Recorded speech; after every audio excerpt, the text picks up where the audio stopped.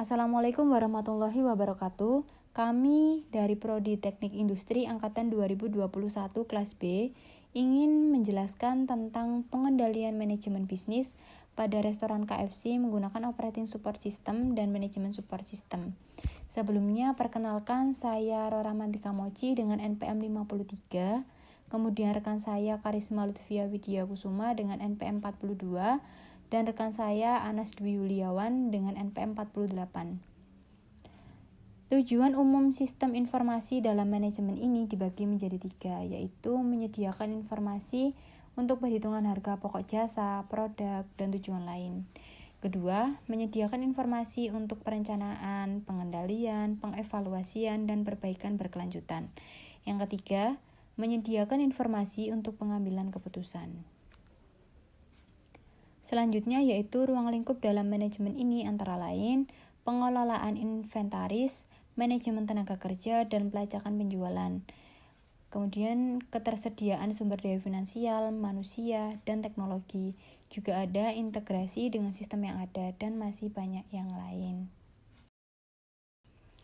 Kemudian terdapat deskripsi proyek secara umum yaitu analisis masalah, analisis proses bisnis, dan analisis kebutuhan sistem.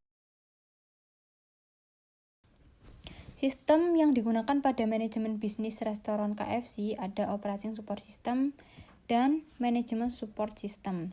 Nah, di dalam operating support system ini ada manajemen persediaan, manajemen produksi, manajemen pelayanan, pengelolaan tenaga kerja, pengelolaan transaksi. Kemudian pada manajemen support system, di dalamnya ada analisis penjualan, perencanaan menu, manajemen keuangan, pemantauan kinerja restoran, dan perencanaan strategis.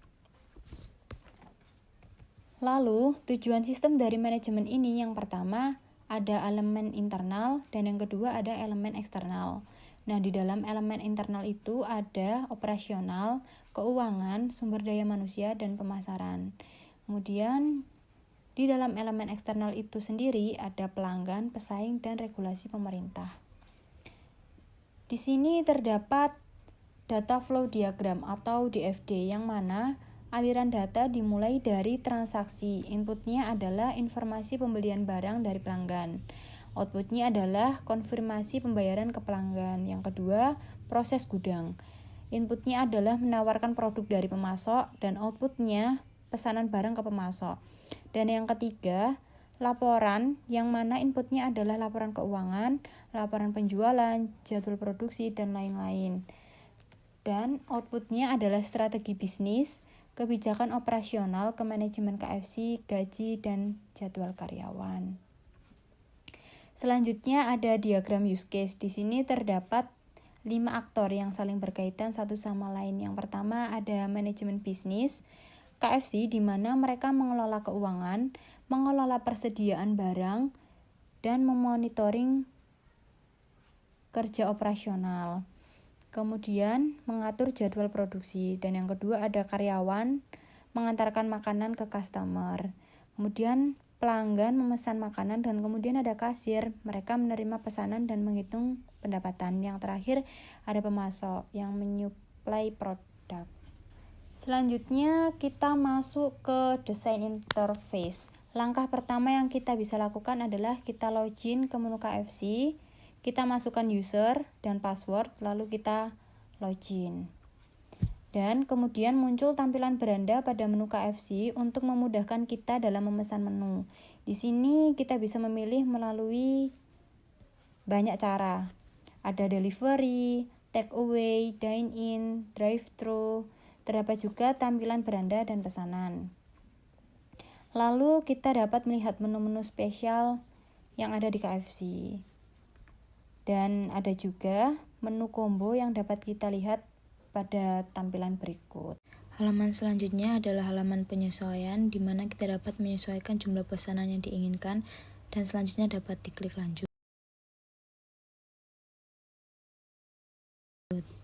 Maka akan tampil tinjauan pesanan. Pada halaman ini, customer dapat menyesuaikan gerai yang dipilih, opsi pesanan, alamat pengiriman sesuai dengan kehendak. Selanjutnya dapat memilih metode pengiriman dan metode pembayaran. Setelah semua selesai, dapat diklik pesan sekarang.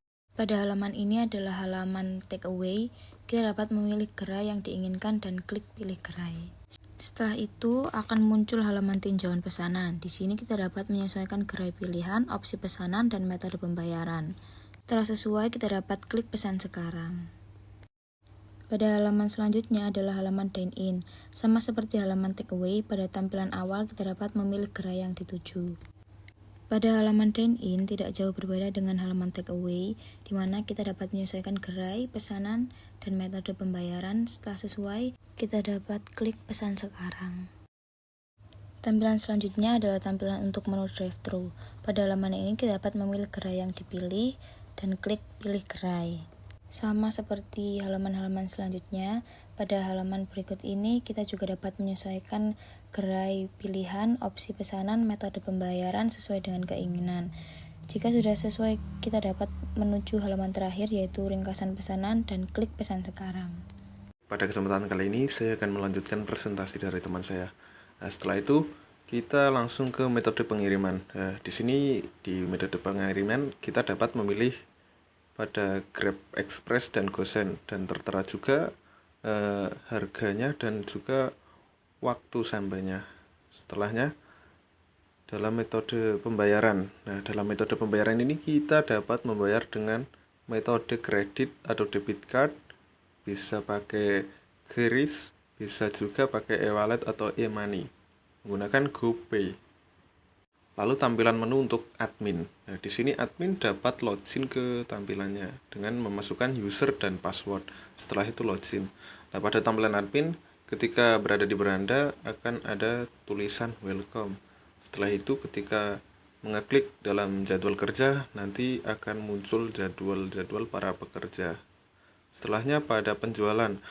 Pada menu penjualan ini akan ada menu, yaitu ada input baru, laporan harian, laporan mingguan, dan laporan bulanan.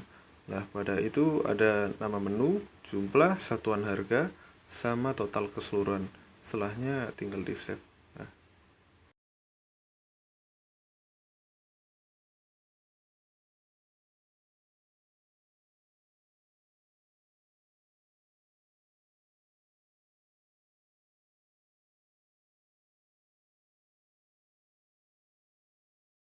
Lalu ada menu persediaan barang. Dalam menu persediaan barang ini ada input baru, laporan mingguan, dan laporan bulanan. Dan juga ada nama barang, jumlah, harga satuan, dan total keseluruhan.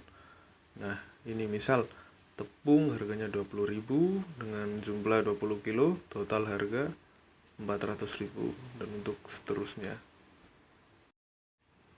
Sekian, terima kasih. Wassalamualaikum warahmatullahi wabarakatuh.